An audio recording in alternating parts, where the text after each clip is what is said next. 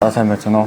Намайг Алхтүрс Баярат гэдэг. За би 2025 оны 1-р улжээр Сүхбаатар аймгийн 184 дэх ангид албаа агаад өнөөдрийн байдлаар ирсэн байна. Яг жилийн өмнө хэд яг одоо ирж байгаа энэ шинэ цэргүүд шиг шалган юугаар үлдэхт ороод буцаа гахад одоо бодохнаа маш хурдан нэг жилийн хугацаа өнгөрч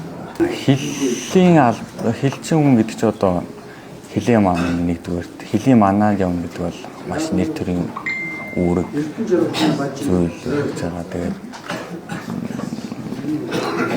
яг хэлийн заставд аль хаана гэдэг чинь бас өөрөө бас их авцтай хувь тохиолдолоор явагдаж байгаа. Хамгийн анх ч одоо би ч хотын зэрэг ерөөсөө морин чадахгүй очиод моринд сурсан. Ерөөсөө нэг тийм аим хүндрэлтэй зүйл юу байгаагүй очиод энэ анхаас шатаасан зааж өгөөд сурахын суралцаад явсан. Маш боломжтой байсан. Онц бодогч болсон байна. Тийм би сургалтын төвд гарч байхдаа сургалтын төвийн онц бодогч байсан. 15 бод.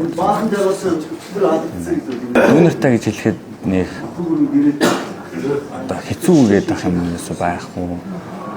Эр хүний яг иргэний цэргийн үүргээ үнчээр биелүүлээд нэр төртэй албаа агаад ирнэ гэдэг чинь маш нэр төрийн хэрэг.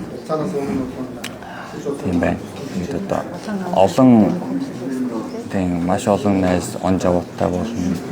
Олон төрлийн хүмүүстэй харьцаж сурна, өөрийгөө илэрхийлж сурна. Олон талын мэдлэг чадварт суралцсан. Маш олон давуу талтай. Тэгээд дараагийн дүүнэртэй хэлгээд цэрэгт яваарай л гэж хэлээ да. Цэргийн албан дараа иргэний цэргийн үүргээ биелүүлээрэй. Ачинэм.